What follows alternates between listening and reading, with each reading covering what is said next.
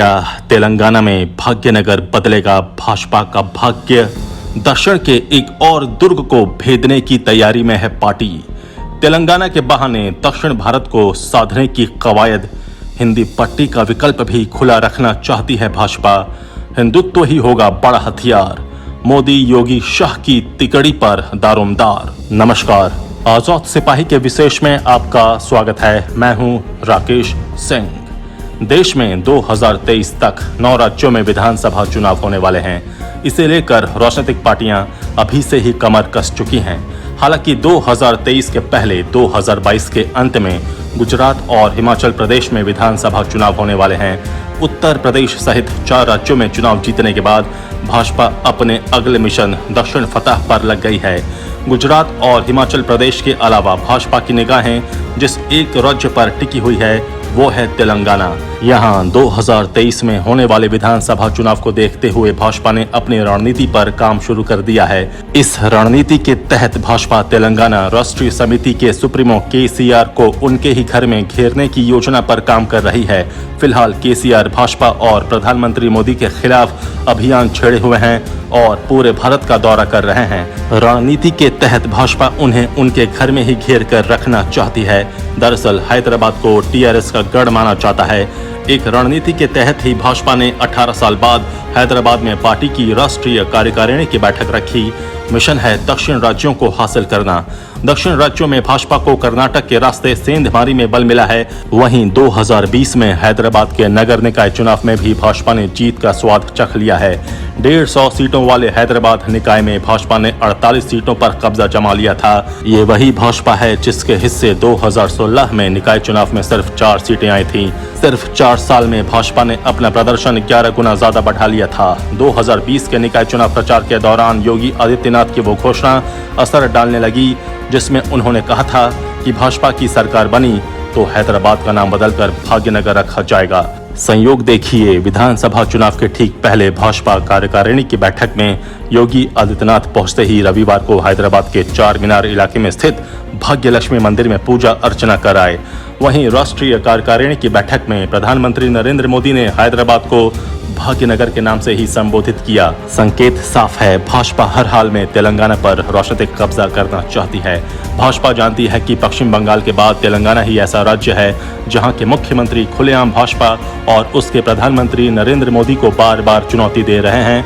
वो प्रधानमंत्री पर व्यक्तिगत हमला कर रहे हैं। उनके व्यंग्यवाण से भाजपा घायल है और वो घायल शेर की तरह हमला करने की चुकत में है। हालांकि भाजपा के लिए तेलंगाना फतह का ये लक्ष्य आसान नहीं है। 4 साल पहले 2018 में तेलंगाना विधानसभा चुनाव में भाजपा को सिर्फ 1 सीट पर जीत मिली थी। वहीं टीआरएस ने 88 सीटों पर अपना कब्जा जमाया था। अब भाजपा वहां 70 पार के लक्ष्य पर काम कर रही है। कार्यकारिणी की बैठक के बाद प्रधानमंत्री की रैली में रिकॉर्ड उपस्थिति दर्ज कराकर वहां की जनता ने भाजपा का उत्साह बढ़ाया है। सभा में उमड़ी अप्रत्याशित भीड़ को देखकर पीएम भी उत्साहित थे और उन्होंने तेलंगाना के प्रदेश अध्यक्ष बंडी संजय कुमार की पीठ भी थपथपाई। सवाल यही है कि पिछले चुनाव में सिर्फ 1 सीट जीतने वाली भाजपा ने 4 साल में तेलंगाना में लाखों की भीड़ कैसे जुटा ली? इसका संदेश क्या है? आखिर 2022 में भाजपा के पास कौन सी जादू की छड़ी हाथ लग गई है जिससे वो टीआरएस के गढ़ को भेदने के लिए उत्साहित दिख रही है? हमेशा से चुनौतीपूर्ण रहने वाले दक्षिण के इस दुर्ग को भाजपा कैसे भेदेगी और क्या है भाजपा का मास्टर प्लान, बता रहे हैं आजाद सिपाही के विशेष संवाददाता राकेश सिंह, यानी मेरी ये खास रिपोर्ट। देश में भाग्यनगर चर्चा का विषय बना हुआ है। पहले 2020 के हैदराबाद के निकाय चुनाव में योगी आदित्यनाथ ने हैदराबाद का नाम बदलकर भाग्यनगर करने की बात कही थी। वहीं बीते रविवार को प्रधानमंत्री नरेंद्र मोदी ने भाजपा की राष्ट्रीय कार्यकारिणी की बैठक में हैदराबाद को भाग्यनगर नाम से संबोधित कर ये संदेश भी दे दिया कि भाजपा का चुनावी मुद्दा क्या है। तेलंगाना में लगभग 800 साल पुराना भाग्य लक्ष्मी माता के मंदिर के प्रति लोगों की अपार श्रद्धा है। श्रद्धालुओं के हृदय में आज भी हैदराबाद नहीं बल्कि भाग्यनगर ही बसा हुआ है। लोगों के इसी भावनात्मक लगाव को भाजपा एक बार फिर उभार कर हैदराबाद की राजनीतिक जमीन को मजबूत करना चाहती है। कहते हैं वही दल या पार्टी आगे बढ़ती है जो भूतकाल की कमियों से सबक लेकर भविष्य की रणनीति बनाती है। 2018 के विधानसभा चुनाव में भाजपा के पाले में महज 1 सीट आई थी और उसे 6.30% ही मत मिले थे। इससे भाजपा ने सबक लिया और कमियों को दूर कर तेजी से आगे बढ़ी। नतीजा भी सामने आया। 6 महीने बाद हुए लोकसभा चुनाव में भाजपा के 4 सांसद चुनकर आए और उनका मत प्रतिशत बढ़कर 19 के पार चला गया। इतना ही नहीं, लोकसभा चुनाव के बाद पार्टी को कई उपचुनावों में भी सफलता मिली। जिस एक जीत ने भाजपा के शीर्ष नेतृत्व को उत्साहित कर दिया था, वो थी दुबक्का से एम रघुनंदन रवि की जीत। दुबक्का विधानसभा की सीमाएं मौजूदा मुख्यमंत्री चंद्रशेखर राव, उनके बेटे केटीआर और टीआरएस के तीसरे सबसे लोकप्रिय नेता हरीश राव की विधानसभा से लगती है। इसे टीआरएस का गढ़ माना जाता है। इस जीत ने विरोधी खेमे को सख्ते में डाल दिया। वहीं 2020 के ग्रेटर हैदराबाद म्युनिसिपल कॉर्पोरेशन के चुनावी नतीजों ने भाजपा की उम्मीदों को पंख लगा दिया। इन दोनों जीत के बाद भाजपा में आत्मविश्वास बढ़ा और बल मिला कि केसीआर को तेलंगाना में हराया जा सकता है। के चंद्रशेखर राव भी भाजपा की बढ़ रही लोकप्रियता से अंदर ही अंदर भयभीत हैं। अपने कार्यकर्ताओं में जोश पैदा करने के इरादे से ही वो प्रधानमंत्री के खिलाफ आक्रामक रवैया अपनाए हुए हैं। उनके इस रवैये के जवाब में भाजपा भी उन पर हमलावर है। एक तरफ जहां भाजपा वंशवाद के मुद्दे पर विपक्षी दलों की घेराबंदी कर रही है, वहीं तेलंगाना के मुख्यमंत्री केसीआर ने महाराष्ट्र के बहाने बीजेपी पर हमला बोलते हुए चेतावनी दी है कि एक बार हमारी सरकार गिराकर देखिए, मैं मोदी सरकार गिरा दूंगा। संदेश साफ है, विरोधियों को लग रहा है कि भाजपा महाराष्ट्र फॉर्मूला के तहत उन्हें भी खा जाएगी। भाजपा और टीआरएस के बीच खाई इतनी चौड़ी हो गई है कि बीते रविवार को तेलंगाना के मुख्यमंत्री के चंद्रशेखर राव प्रधानमंत्री नरेंद्र मोदी की अगवानी करने तक नहीं गए। उन्होंने पीएम से ज्यादा वजन विपक्ष की ओर से राष्ट्रपति पद के उम्मीदवार यशवंत सिन्हा को दिया। वो उन्हें लेने एयरपोर्ट तक पहुंच गए। प्रोटोकॉल के तहत मुख्यमंत्री के चंद्रशेखर राव को प्रधानमंत्री को रिसीव करने के लिए एयरपोर्ट जाना चाहिए था। ये तीसरा अवसर था जब केसीआर ने प्रोटोकॉल का उल्लंघन किया। उन्हें शायद लगता है कि भाजपा के खिलाफ वो जितना हमलावर होंगे, प्रधानमंत्री पर जितना तीखा हमला करेंगे, उनके समर्थकों में उत्साह जगेगा और एक खास वर्ग के वोट बैंक में उनकी मजबूत पकड़ हो जाएगी। अभी 1 साल से केसीआर के मन में पीएम की कुर्सी को लेकर लड्डू भी फूटने लगे हैं। वो खुद को पीएम पद का उम्मीदवार मान बैठे हैं। यही कारण है कि वो हर उस राज्य में जाकर वहां के सीएम से मिल रहे हैं जहां भाजपा विरोधियों की सरकार है। इसी क्रम में वो झारखंड भी आए थे। उसके बाद झारखंड के मुख्यमंत्री हेमंत सोरेन जब अपनी मां के इलाज के सिलसिले में हैदराबाद गए तो वहां उन्होंने केसीआर से मुलाकात की। केसीआर पश्चिम बंगाल भी गए थे। उनके मन में एक और बात बैठ कर गई है कि भाजपा का प्रबल विरोध करने पर पश्चिम बंगाल की जनता की तरह तेलंगाना की जनता भी उन्हें सिर आंखों पर बिठाए रखेगी।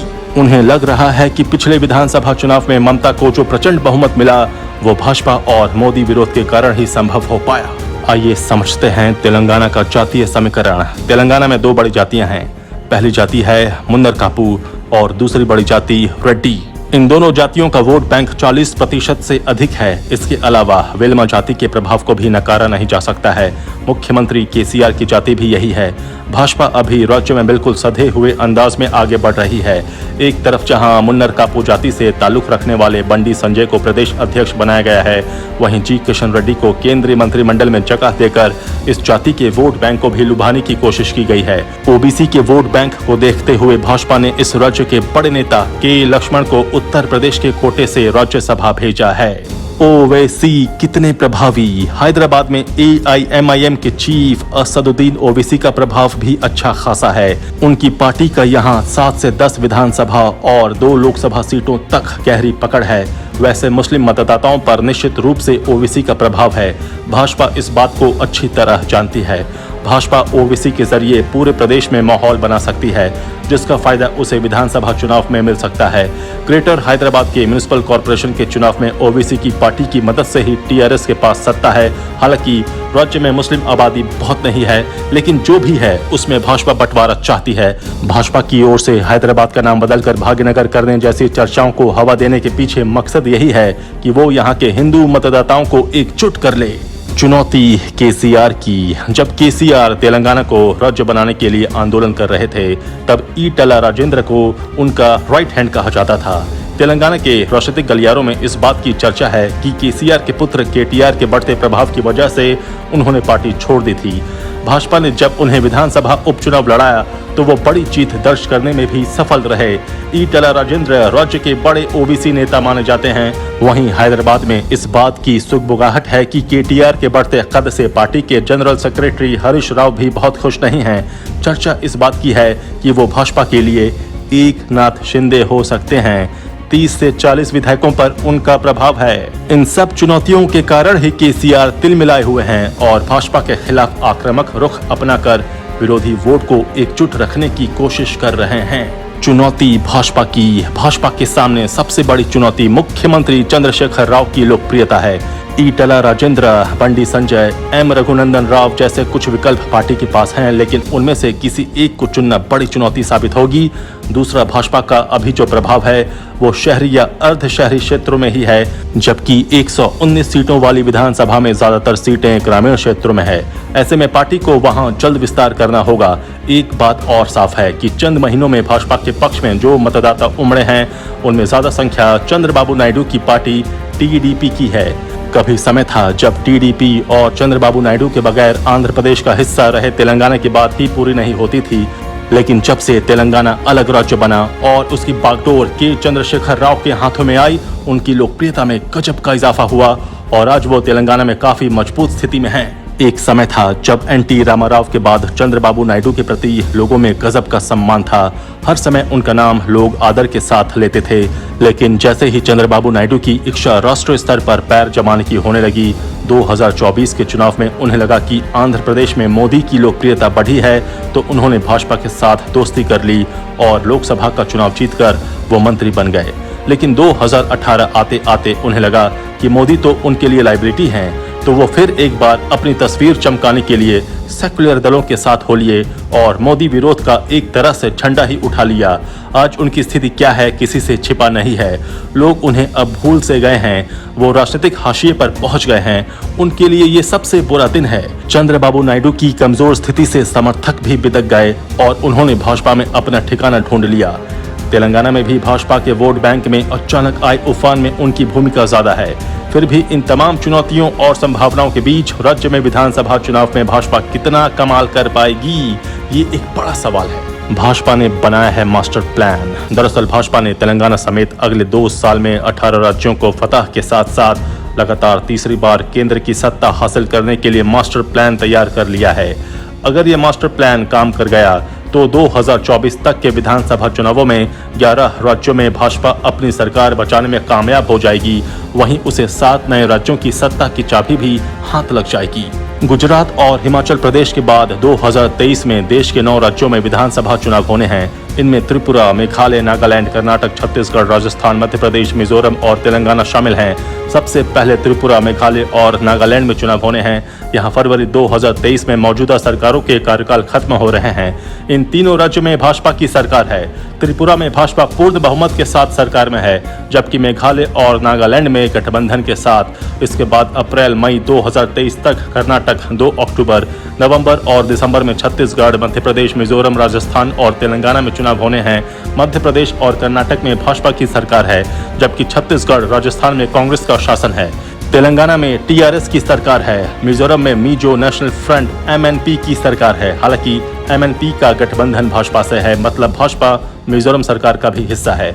वहीं 2024 में 7 राज्यों में चुनाव होने हैं। इनमें आंध्र प्रदेश, अरुणाचल प्रदेश, ओडिशा, सिक्किम, हरियाणा, महाराष्ट्र और झारखंड शामिल हैं।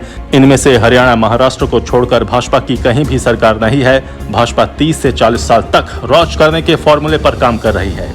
तेलंगाना सहित दक्षिण भारत के कुछ राज्यों में भाजपा इसलिए भी पैर पसारना चाहती है कि 2024 के लोकसभा चुनावों में वहां से उसे सफलता मिले। भाजपा इस बात को अच्छी तरह जानती है कि उत्तर भारत के और खासकर हिंदी पट्टी के राज्यों में वो राजनीति के शिखर पर पहुंच चुकी है। बिहार, उत्तर प्रदेश, मध्य प्रदेश, हरियाणा, उत्तराखंड आदि राज्यों में वो मैक्सिमम पर है।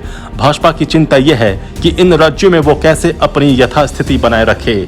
उसे ये भी लग रहा है कि हो सकता है 2024 के चुनावों में उसकी पहुंच के शिखर वाले राज्यों में उसे कुछ नुकसान हो। इसी को ध्यान में रखते हुए भाजपा दक्षिण भारत के राज्यों में अपना पैर पसारने के लिए आतुर है। इसी क्रम में भाजपा की राष्ट्रीय कार्यकारिणी की बैठक तेलंगाना में हुई और वहां से 18 राज्यों में जीत का परचम लहराने के लिए फॉर्मूला तैयार किया गया है। प्रधानमंत्री नरेंद्र मोदी का अपने संबोधन में हैदराबाद का नाम को दरकिनार कर भाग्यनगर कहना और उत्तर प्रदेश के मुख्यमंत्री योगी आदित्यनाथ का भाग्य लक्ष्मी माता के मंदिर में जाकर आरती करना उसी फॉर्मूले का हिस्सा है। भाजपा इस बात को अच्छी तरह जान गई है कि हिंदुत्व का उसके लिए क्या महत्व है और प्रधानमंत्री नरेंद्र मोदी के बाद खांटी हिंदू किसे अपना नेता मान रहा है। इसी को ध्यान में रखकर पिछले निकाय चुनाव में भाजपा ने उत्तर प्रदेश के मुख्यमंत्री योगी आदित्यनाथ को हैदराबाद भेजा था और उन्हीं के मुंह से भाग्यनगर एक बार फिर चर्चा में आया। कार्यकारिणी के बाद भाजपा की वहां जो सभा हुई उसमें योगी आदित्यनाथ को विशेष रूप से बुलवाया गया। जब वो बोल रहे थे तो जनता के बीच से आ रही आवाज ये इशारा कर रही थी कि मोदी के बाद हिंदू मतदाता किसे ज्यादा पसंद कर रहे हैं। राष्ट्रीय कार्यकारिणी की बैठक के बाद आम सभा में उमड़ी भीड़ ने निश्चित रूप से टीआरएस सुप्रीमो के चंद्रशेखर राव की चिंता बढ़ाई है। वहीं भाजपा खासा उत्साहित है, लेकिन ये भी सच है कि हर समय भीड़ वोट में तब्दील नहीं होती। पश्चिम बंगाल का उदाहरण सामने है। पश्चिम बंगाल के विधानसभा चुनावों में मोदी की जनसभाओं में रिकॉर्ड भीड़ जुट रही थी, लेकिन वो भीड़ वोट में तब्दील नहीं हो पाई। भाजपा के लिए वहां सबसे ज्यादा माइनस पॉइंट ये था कि उसके पास बंगाल में ममता बनर्जी की काट में कोई सर्वमान्य नेता नहीं था। चुनाव की बागडोर भी दिल्ली, गुजरात और मध्य प्रदेश से पहुंचे नेता संभाल रहे थे। उसका खामियाजा चुनाव में भाजपा को उठाना पड़ा। ममता बनर्जी ने उन्हें पहरी कहकर हतोत्साहित कर दिया। तेलंगाना पर अगर भाजपा को राष्ट्रीय कब्जा करना है तो उसे एक सर्वमान्य नेता सामने करना ही होगा। बंडी संजय कुमार के रूप में भाजपा के पास एक चेहरा है। इस चेहरे की पकड़ जनसभा में जुटी भीड़ के रिस्पॉन्स से भी पता चली। भाजपा आला कमान को स्थानीय नेताओं के कंधे पर ही चुनाव की कमान सौंपनी होगी। भाजपा भी शायद इसे अच्छी तरह भांप रही है।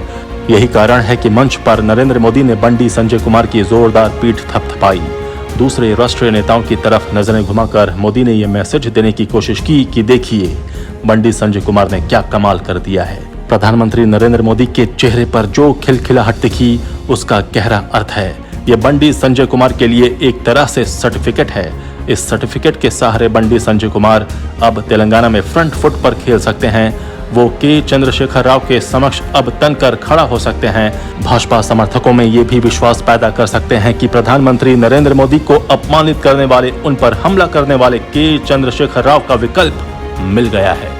आजाद सिपाही के विशेष में अभी इतना ही। आप हमारे इस YouTube चैनल को जरूर सब्सक्राइब करें।